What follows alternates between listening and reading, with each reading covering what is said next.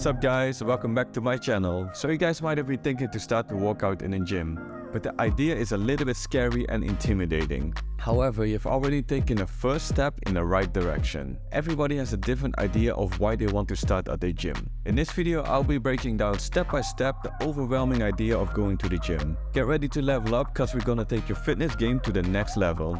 First things first, what is your goal? Ask yourself, what do you want to achieve in the gym? Do you want to get back in shape, or do you want to lose some weight, or by chance you might have some ambitious idea to get muscular? Based on your goal, we can move on to the next step.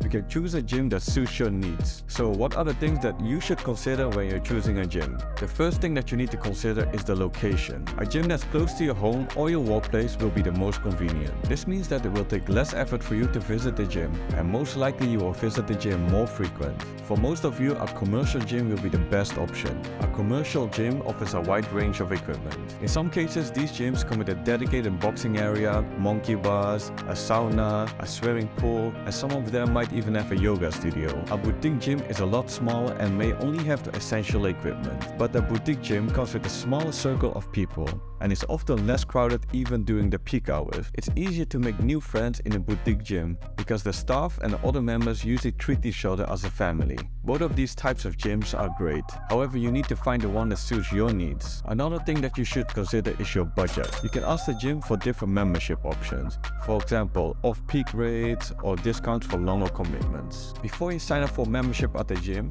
make sure to read the reviews online and make sure to try out the gym first. Many gyms offer a free day or week pass to give you a chance to experience the gym firsthand. Take your time to check out all the gyms nearby and choose the one where you feel the most comfortable and meets all your needs. What you should do next is invest in a proper workout outfit. This is not only for your own safety, but you also need to follow the gym rules. I know what some of you might be thinking right now. You just spent a huge sum on a gym membership, and now you also need to invest in a proper gym outfit.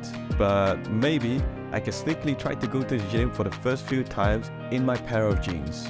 Please do not do this.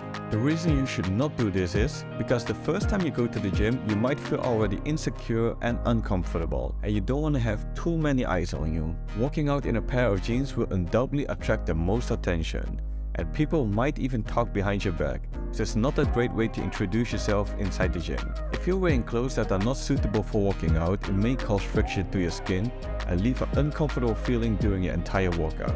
So get yourself a nice workout outfit and a water bottle because you don't want to get dehydrated while working out. Before you rush into the gym, it's time to develop a workout plan based on your goals. Don't worry, this doesn't have to be a super complicated plan. Workout plans and routines are widely available online for free, so it's important to find one that aligns with your goals and lifestyle. Don't go too hard on yourself. Go for a workout plan that you can enjoy and stick to for a longer period of time. Start with an easy plan and increase the intensity over time. Okay, so now we made it for the first time all the way into our gym.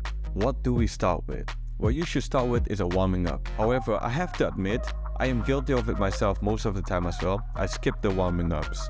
However, it should not be overlooked. A proper warm-up is important to get your body ready for exercise and reduces the risk of injury. You can start with some light jogging on a treadmill, or you can lift some really light weights, or in some cases you can even do some bodyweight exercises, for example lunges, push-ups and squats. So now, another subject where I feel extremely guilty of: stretching and flexibility. Stretching helps with your flexibility and increases your range of motion during exercising. Even if you're not flexible, start at the point where you feel comfortable with and push yourself over time. Don't skip this important part of your routine, otherwise at one point you will not be able to wash your entire back anymore. So after you're warming up and stretching, it might feel a little bit overwhelming to see all the equipment inside the gym. You might really feel nervous. Don't worry, you don't need any pre-knowledge in order to use the equipment inside the gym. Every machine inside the gym has instructions. This is usually in the form of images. These images show you step by step how you should use the machine and which muscle is gonna target. If you are not able to figure out how to use the machines based on the instructions, you may observe other gym members which might be even using the same machines as you. Or you can ask fellow gym members or trainers because they're there to assist you. So you might have heard other people talking about cardio and weightlifting, and you might be wondering, what is cardio? Cardio is a physical activity that gets your heart rate up. and it requires your body to move in a rhythm over a longer period of time. Some examples are running, swimming, and dancing. Cardio exercises are a great way to lose weight. Strength training and weightlifting is the core to build muscles and improve your overall fitness. It involves performing exercises that specifically target muscles in your body. This means you're able to sculpt your muscles into your ideal shape. In order to start weightlifting, you need to start with an extremely low weight.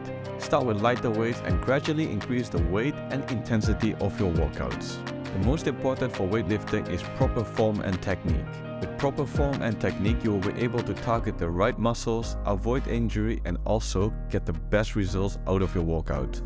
You should focus on the perfect form and technique for every single rep. You need to prioritize quality over quantity. The gym mirrors are an excellent tool to monitor yourself and correct your posture. Always remember this, your fitness journey is personal. Your only competition is yourself. Don't forget to take rest days in order to let your muscles recover. For the women that are currently watching this, do not avoid weightlifting because you might think that it's gonna get you muscular and ugly. I can assure you that building muscles as a woman is 2 to 3 times harder than for a man. Women have lower levels of testosterone and higher levels of estrogen, which makes it a lot more difficult to build muscles. Testosterone is a hormone that plays a crucial role for muscle growth, and therefore women are never able to get to the same level of muscles and power as men. So now you have finished your workout and you might be thinking, what else can I do in order to reach my goal faster? And I can tell you now already, exercising alone is not enough. You need to focus on your nutrition. You will need to pay a lot of attention to your nutrition. Nutrition plays a key role, and you need to understand the 70-30 rule. 70% of your progress comes from what you eat, and 30% comes from exercises. So basically what you eat is actually more important than your exercises. So what should we eat? Eating high and lean protein meals will definitely speed up the process of your muscle growth. But you need to keep in mind that you need to eat balanced meals. So you also need to eat plenty of fruits, veggies, and even carbs to fill up your body. Try to avoid sugary and processed food. It's important to fill up your body with proper foods. This will not only help you during your workout, but it will also make you recover faster. And now we have tracking progress. How often do you hear from people that they go to the gym and they don't see any results? These people quickly lose their motivation and drop out of their workout routine. So tracking progress is essential to keep yourself motivated over the long run. So how do we keep track of our progress? It can just be as easy as writing down on a piece of paper what you've done during a workout. But there are also smartwatches and apps in order to keep track of your progress and set even a reminder for your next workout. The progress doesn't always necessarily have to be in big steps. Progress is usually tracked in small steps. For example, you can stand on a scale, you slowly lose weight. Another one would be lifting weights. You gradually increase the weights over time. Or if you run frequently, you can even keep track of the distance that you run during your workout. Maybe the next week you will be able to run even further. You can also track your progress with achievements. For example, you sign up for personal challenges, such as races and competitions in order to push yourself and every time strive for better results. So we all know that fitness is a lifestyle. You need to do this over a long period of time. It would even be the best if you do this for the rest of your life. So in order to stay motivated, you can get a workout buddy. A workout buddy can be a friend, a family member, or even a fellow gym member. But make sure that this person shares the same goals and can plan the workouts together with you. It's important to remember that you won't see the result right away. On average, it can take 1 to 2 months in order to see noticeable changes. Once you start hearing from the people around you how much improvement you have made, you might get addicted to improving your body, and this will be enough motivation in order to push you in the long run. For those that don't get addicted to improving your body, you will need to find your why. Why do you want to get in shape? What is driving you to make this change? By identifying your why, you can remind yourself of your motivation and stay on track with your fitness journey. Starting a fitness journey can be challenging, but don't be discouraged to try it out. Everyone that works out has gone through a similar process as what you're going through right now.